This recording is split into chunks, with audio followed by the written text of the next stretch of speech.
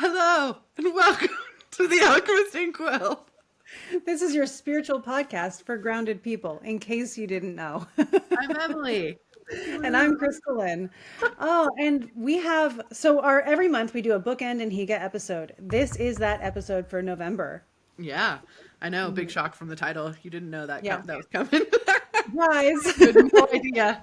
It was so mysterious. I will say, as we're recording this, though, we are receiving like the first snow that I've been here to witness, which has been pretty cool. Of the season, so that's kind of fun. Way to get into our like holiday spirits and vibe. Yes, I love that holiday spirits and vibe. That's a thing. I'm gonna use that in my head. Yeah, I mean, Maybe out of my head too. We'll see. right? I mean, at the time of the listening, what we have Yeah. Thanksgiving coming up. Yeah, Thanksgiving this It week. is the 24th. Yeah, if you celebrate, I call it Gratitude Day. Yeah. If you celebrate like Day of Many Thanks or something like that instead of like Thanksgiving, because like let's be real, it's trash. What it was is not good, is Yeah, the thing. Like yeah, historically, no. But I can be grateful for other things and pick this day to do it. And also to honor, what actually historically happened that day. By the way, a couple years ago we did a really cool Thanksgiving episode where we good. went into Frozen 2 and the themes in there. Yeah. So feel free to check that out too. Yeah. Also, by the time you guys are hearing this, Wicked will have premiered, and I am Yeah. very excited about this. Yeah. That is what I'm more looking forward to. Yeah, that's a good point. So, Also, by the time you guys hear this, we will be just days away from Mercury stationing direct. Yay! let's all cry together because It's the best news of the week. oh my god. Oh, fucking Mercury retrograde. If you notice, we're not wearing headphones. You want to know why? Mercury retrograde. That's why. That's what's happening. I don't know. I don't know why. Because Because it is what it is. because of things. Because of stuff and things and things and stuff. Oh my goodness. Honestly, I will say I have been, and I don't know if you've been feeling this too, and I know part of this is Mercury retrograde's energy, and part of this is also just kind of the energy of what I'm going through at the moment, feeling like everything is like a wait and see sort of thing. But I have had this just very frustrated sort of energy with the media I've been consuming this month. It's like none of it is good enough to like make me excited about. And that goes for like books or TV or like anything that I'm listening to. Like it just feels like I just want something to like be exciting and like something I'm like motivated to read or watch whatever, or video game I'm excited to play. And it's just been kind of like, meh. That being said, Dreamlight Valley is having an update where I finally get to ride horses, and I'm like very excited about that because horse girl at heart. But for a game which I've been playing a lot of lately to prepare for the horse thing, because like and there's a Winnie the Pooh is in this one, and I love Winnie the Pooh. So I know, very exciting. But really, I'm like, I don't know. I've just been feeling like this insatiable sort of nature when it comes to like reading things and consuming high vibe stuff. And I don't know if you've been feeling that as well, but I've just been like, I want something really good, and I just haven't. Yeah. No, I literally just last night was just like, man, what's the next exciting thing? Because I'm looking for that. Like I have things weekly that I look forward to, which is really great. There is an update in Genshin coming out soon that I'm looking forward to. I'm saving up to hopefully get multiple copies of a character. But at the same time, it's just like, I'm ready. I don't know if I'm ready for the world to get exciting or if I'm ready to sort of detach from the world a little bit and be excited in my own little sphere, my own little bubble. Yeah. I'm feeling that for a lot of people right now too. I've even been hearing a lot of people talking about how, even Christmas decorations this year, or holiday decorations in general. We saw it with Halloween as well. They're going like back to the 90s themes of like pre-social media and just like that cozier, more, I don't know, integrated kind of decorating. And I'm just like, yeah, because we're seeing, your own personal ritual kind of magic coming back as well, going back to certain traditions, going back, like just coming back to roots in a way is really important. And I think one of the things we're anticipating is that coming home kind of feeling too. Yeah. But we Yeah, gotta if you figure guys out saw our snazzy little ad, we actually put together a ritual guide for you guys for December.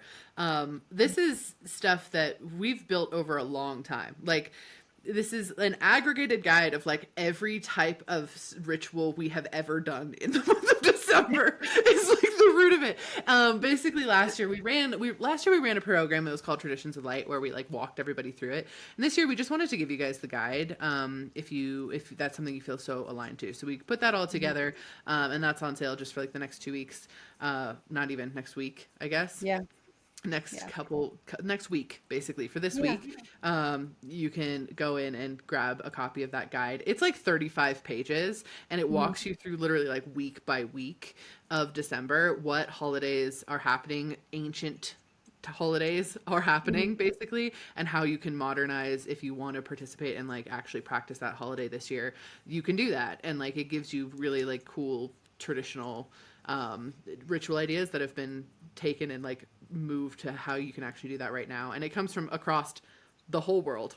Like we cover the whole world's ancient traditions. So if you're looking for something that is feeling a little bit more cozy or call back to the 90s, or like that brings that excitement in and makes it feel more magic and not just like capitalism, we tried to make something for you for that. Yeah, so even ways to set up an altar, you know, for different celebrations and things. I love it. It's very cozy. Yeah, it was really fun to get to like nerd out on like putting my ancient Hellenic rituals into documents.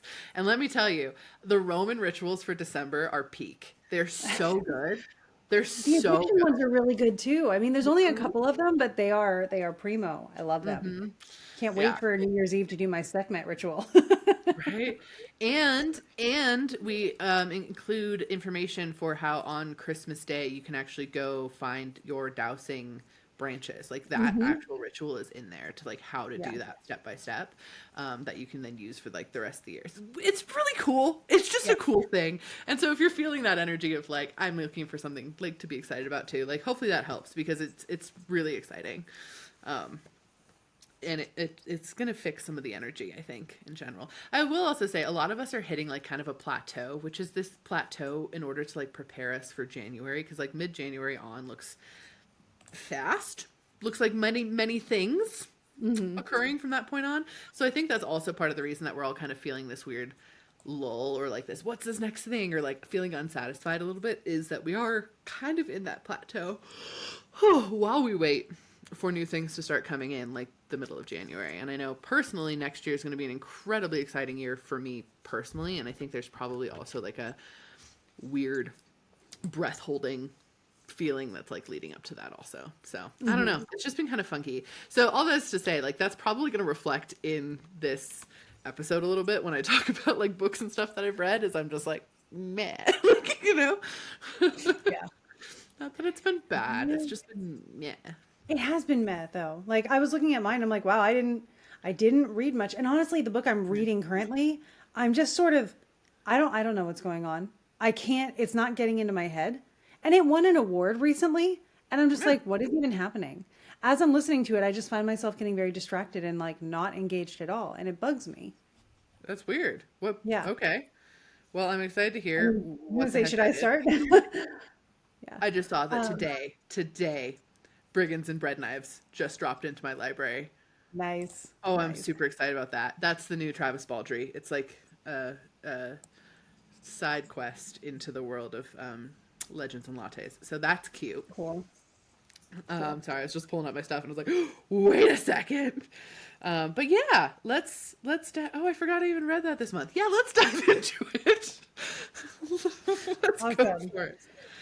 Yeah, I think I finished House of the Beast since our last episode. I liked it. I liked it a lot. The ending was surprising, but like appropriate, and like it came to a good gentle close the way it felt finished, and I liked it. I'm currently reading The Tainted Cup by Robert Jackson Bennett. Oh, how is it? I don't know. Okay. I'm telling you, I only have 3 hours left in this book that was like, I think 10 hours long. It's a really long book. I don't know what's going on. I've been distracted from it every single time I listen to it. And I'm just like, I don't know. I read the description and I was like, oh, this sounds fun. And I don't know if it's just the way the audiobook is done or what, but I'm just so like, my brain's like, something else every time. So I have no idea what's going on, and I've listened to almost the whole book. That's weird. Yeah. Okay. I have no idea. Like nothing stuck in my head. So I'm like, I want to finish it now just because I You're should. there. I can't return it or anything.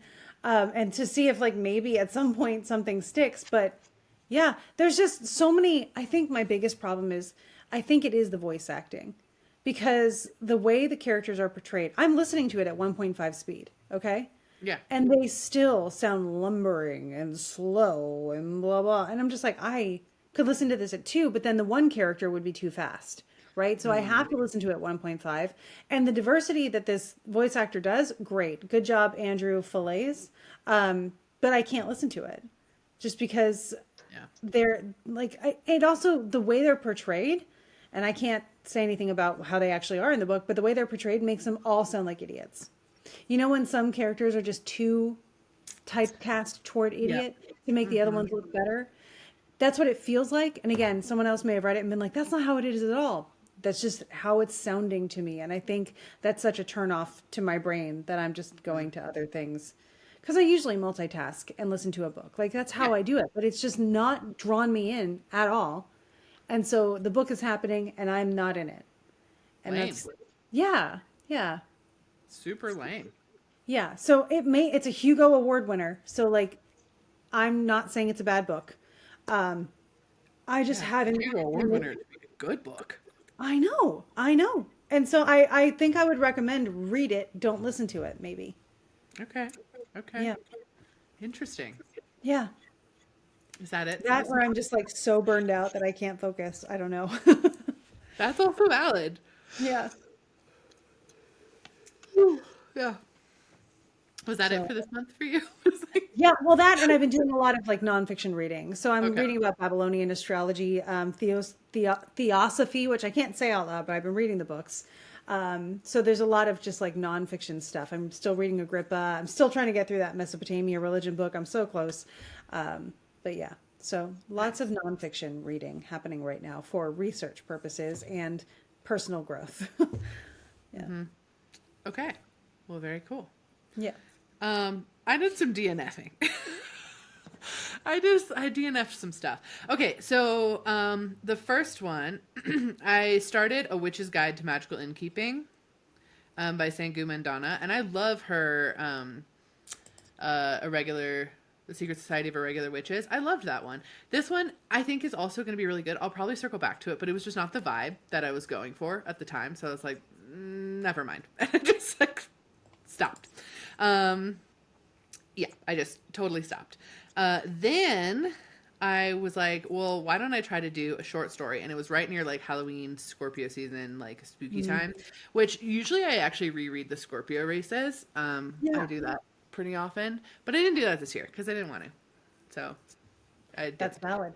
Yeah, if you want to read the Scorpio races, it's really good. It's about water horses, and they're vicious, and it takes place on the first day of Scorpio season. So it's just cool. I highly recommend it. It's just like a fun traditional thing. I didn't do it this year, didn't want to, but it's good. I highly recommend it. I read A Dowry of Blood by S.T. Gibson, which is about the brides of Dracula. Cool. It was a short story. It was cool. It was a really cool little short story, to be totally honest. It was not, I mean, not super short story, but it was a fast. I think I listened to it in like 7 hours. Like it was really quick, and it was cool. I will say it's a lot about if you've been in an abusive relationship before, you understand it on a deeper level.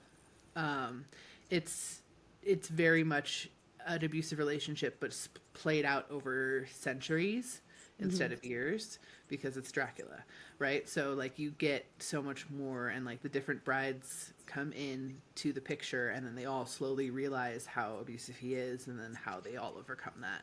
And it's Wow. told as a letter written to him by his first bride, or like the main bride is like writing him a letter after he's dead to like give closure, and like it Wow. explores themes of like her, how she did love him, and like how she's coping with the fact that she did love him despite him being awful, and like everything from there. So it's really really good. I recommend it. But just know that if it's gonna hit more Yeah. if you've experienced that, just know That's that. good to know. Yeah. Then I tried to read Board Gay Werewolf. palate cleanser I can see. And I only got 20% of the way through. It's fine. It's a quick little book too. It's like shorter too. There's Board Game Werewolf, and then there's different part Sassy Trans Banshee or something. I don't know. It's something like that. There's like two. I forget exactly what they are, but they kind of have just have like similar characters, and one's not like necessarily a sequel to the other, if that makes sense. So I just started with this one, and yeah, I got like 30% of the way through, and I was like, okay, I'm fine. I can. It's fine. It's very modern. Like it's very modern. Like it's filled with references and everything. Like it's very very modern. That's awesome. Stuff. So if you're wanting like a very contemporary fiction, goofy, sort of sassy, funny kind of thing, it's there. Was it super drawing? No, it was not. It didn't like, oh my god, this is so much fun, I love it. It was just kind of like, okay. And then I finished A Natural History of Dragons, which I highly recommend. It is the best way I can describe it is Emily Wilde for dragons. That's a good way to describe it, though. There's actually 5 books in the series, I think. It's complete. It all came out in like 2017 or something like that.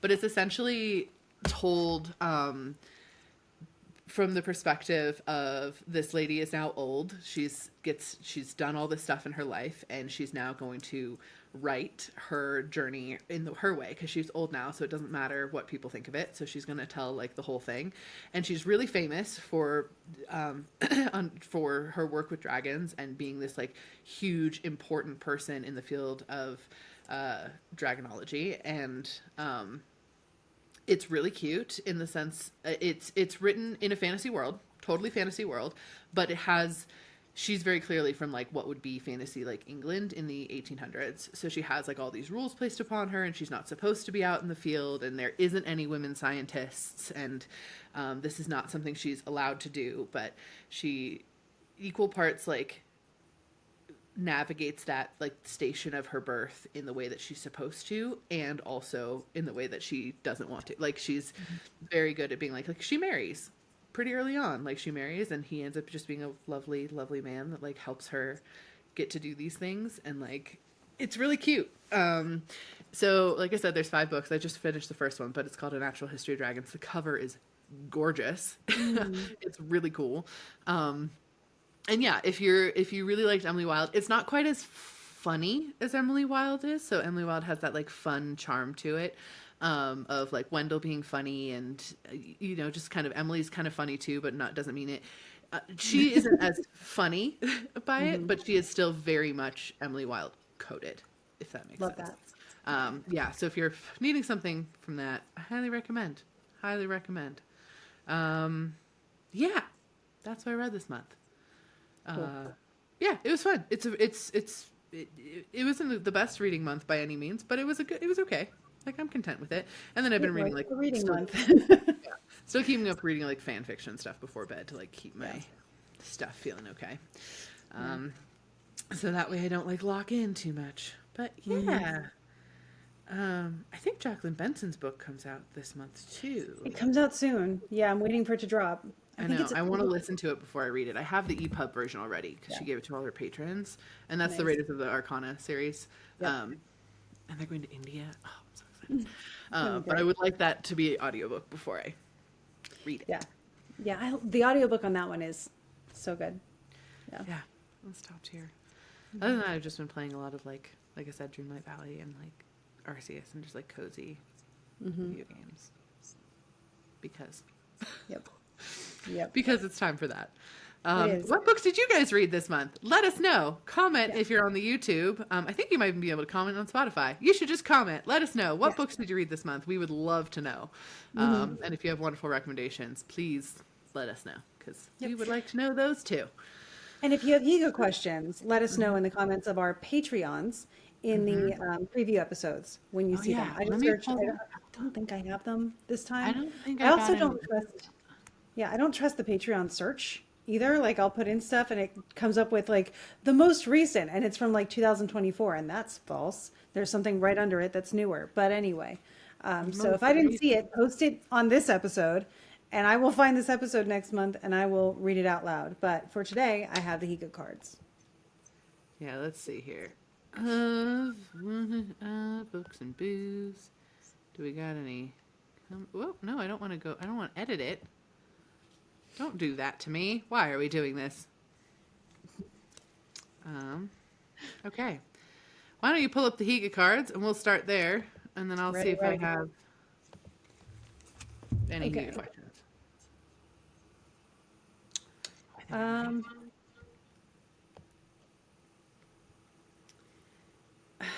This is an interesting one. Have you ever chosen to be honest, even though your choice cost you money? Oh.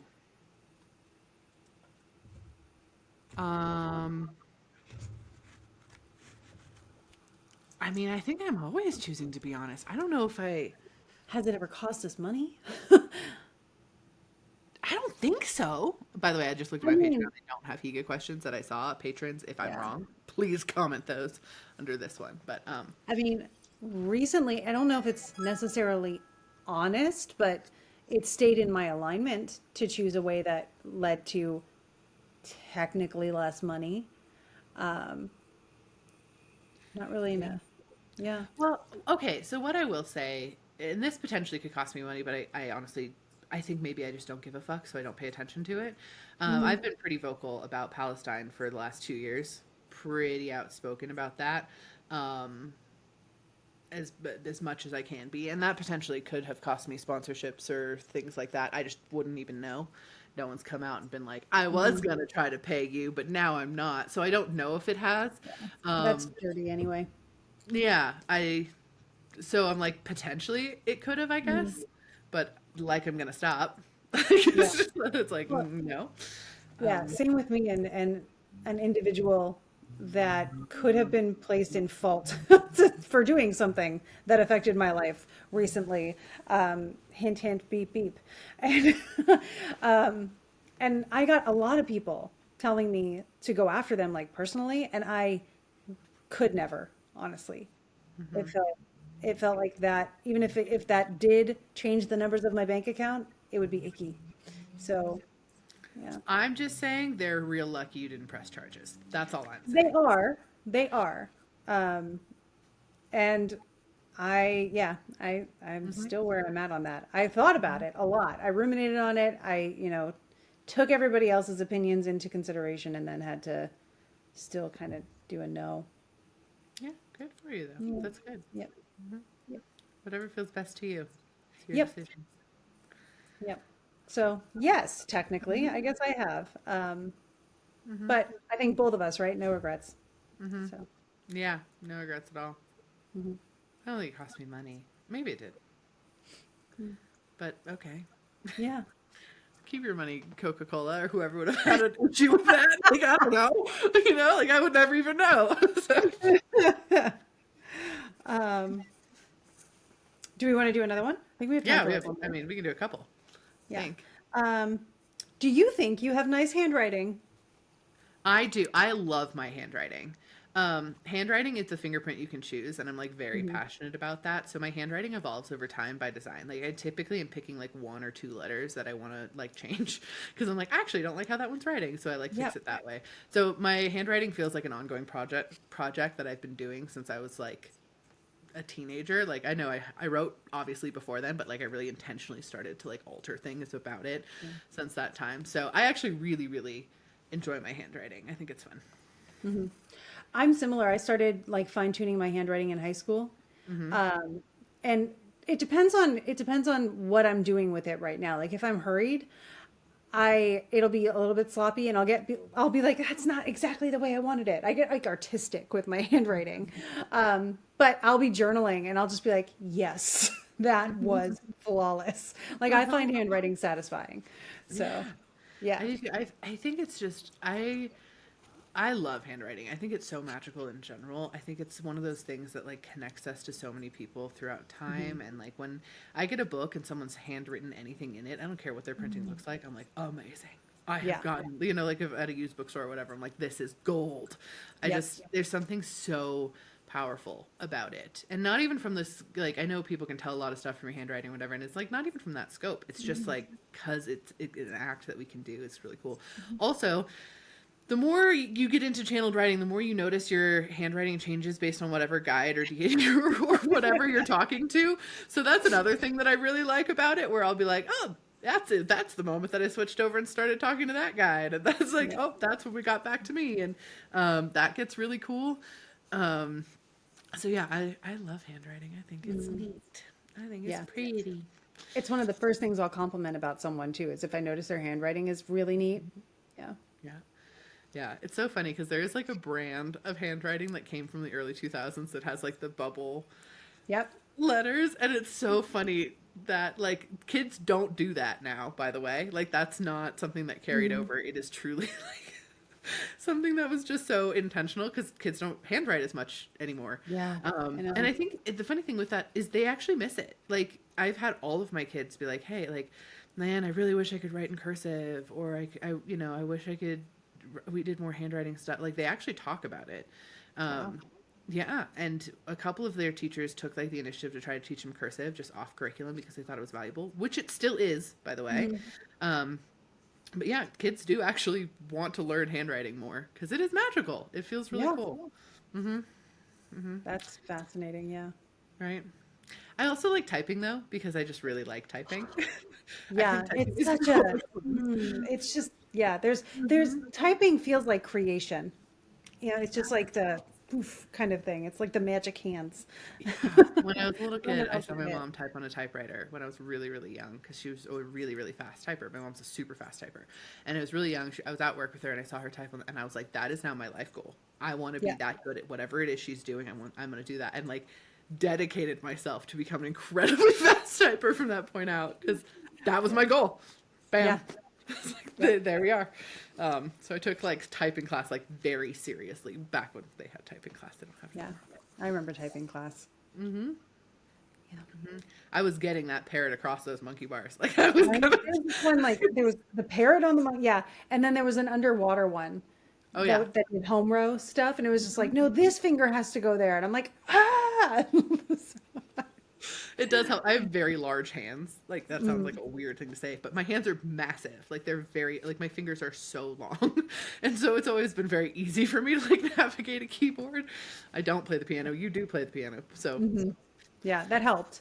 Yeah, I remember when I first started playing piano, in order to get my hand to actually reach the full octave, she had me doing stretches on the piano cover. So I don't have that issue. My hands are almost as big as Weston's hands. His hands are only like slightly, like less than like this much, tiny amount bigger than my hand. It's ridiculous. They're so large. Like, if I was a man, I guess that'd be a different type of brag, but I'm not. So like, I can talk about my big hands all day. Oh my gosh. Yeah. For context, my husband's like 6'3", so like I'm tall too, but like not that tall. I'm 5'11", so like dang. And I'm not. I'm not. So, yeah. I'm 5'4.25", but my driver's license says 5'5". Also, are you a big page doodler? Like I doodle on everything. When I was so I was on the agenda committee in my school when we got agendas, and everybody would decorate their agendas so pretty, and I tried, but I forgot. So it was just something like I never could stick to it, and I never knew what to do. I always overthought it. So I was much better with words. I could describe things with words. With images and pictures, it's never been easy for me. I'm not good at drawing either. So I doodled a Tinkerbell. I have a Tinkerbell, like that is my doodle Tinkerbell. She shows up on everything, but that's it.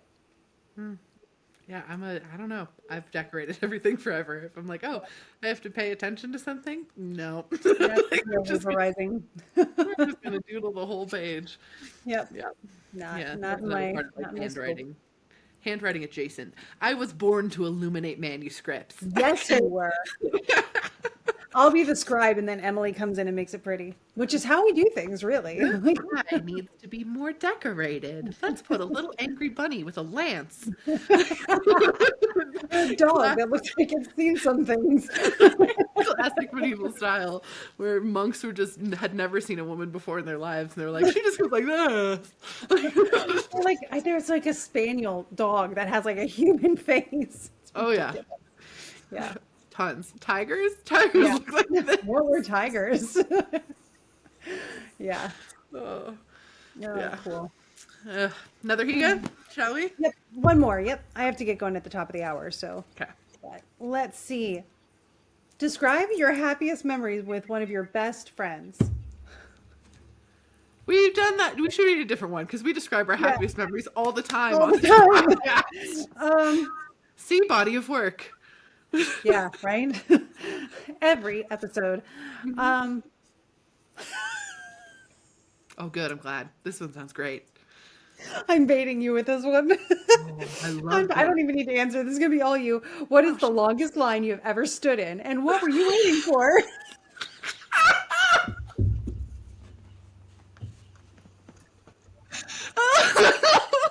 Okay. Full transparency. It wouldn't have been the longest line if I didn't have to wait in it 3 times. Okay.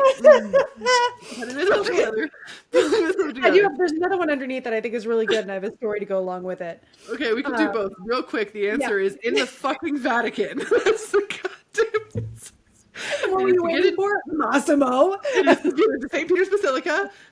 Technically, that's what I was waiting for. Really, I was waiting for Massimo. And I waited in that line. It was like a 3-hour line for me. Yeah. Yeah. Oh, God. Oh, that's funny. Okay. Sorry. I couldn't help it. No, so good. All right, read the other one. That's great. That was a great question. Do you think having your palm read can predict the future? Oh, no. I So don't think palm readings for future sight. palm reading can give you like some indicators of where you're headed, but it can't give you like future stuff. It's where like your current trajectory and the potential outcomes. I am a chirologist. Like I do know this. But my story is on a train. It was like a 12-hour train ride to actual Transylvania in Romania.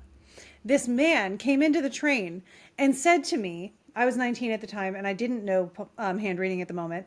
And he was like, I can read your palm and tell you everything about your life. And I was like, cool, here you go. And he read my hands and he said, you'll never have any health issues. Sorry?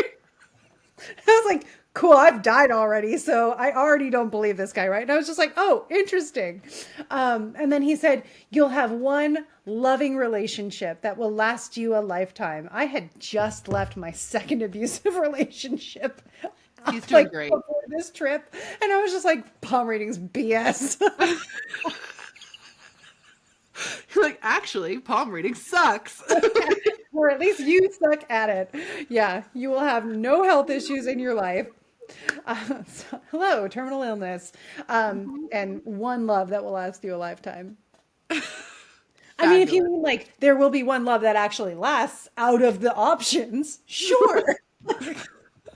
Oh, I will say I really like palm reading. I think it's really awesome, but your palms do change. We've talked about this on here before. Like your palms change over time. And as far as a method for future sight, no, I think it's more of like a understanding of self and like potential outcomes of self and like picture of self. That's more reflections of your beliefs. Absolutely. Yeah, reflection of your beliefs. I think what ends up happening a lot of times too. I've been to a couple of palm readers here and there that like some have been good, some have been not great. Actually, on one of our trips, one of our clients was a palm reader, and he did great. He was doing fabulous. I was stoked on that. It was really cute because our guide was like, "Do me!" Like, it was fabulous. But just really quick on that because I know you got to go. I do think that a lot of times what ends up happening is people use palm reading as a gateway to actually feel safe enough to channel in stuff about the future and channel in stuff for you. And that's what I've seen more often than not. And I think that's why we associate palm reading with future sight. Because honestly, when they're looking at your palm, I haven't had anyone be like, this line means this is going to happen for sure. I have had people be like, there's this line. Do you do this? Does this come in? Blah, blah, blah, blah. And that is the future sight part of it in my experience. Yeah, it's like a starting point, which you can use in astrology. You can use in, tarot and all those things too. Yeah. I think it can enable your intuition to go, and it gives you somewhere to bounce off of. Yeah. So anyway, thanks guys. Share your opinion on any I liked it. too. Yeah. If you have any of these questions, what is the longest line you waited in? Tell Yeah. us that. Yeah. and why? We'd love to hear. Yeah, and again, just a reminder, if you guys want to really dive into the traditions this holiday season, we do have the Traditions of Light holiday guide available for purchase just for the next little bit of time. It's like $50. It's like less than $100 just so you have. And like I said, it's like 35 pages. It's very comprehensive. We've done a lot of magic work. You're not going to find another guide like this. We spent so much time aggregating this for you. Not in like a guilt way, just in a like, this is a passion project on our side. Yeah. But yeah, go ahead and check that out. And if you could follow us wherever you're listening to this, join us on Fridays on YouTube or Twitch for our lives that we do, our Alchemist Inkspills. You can find that on our YouTube. Please follow us over there if you don't already. Like, comment, save, whatever. Do all the things in the episodes. We really, really appreciate you. And we hope that you take all of this energy and that you go make some magic. Woo.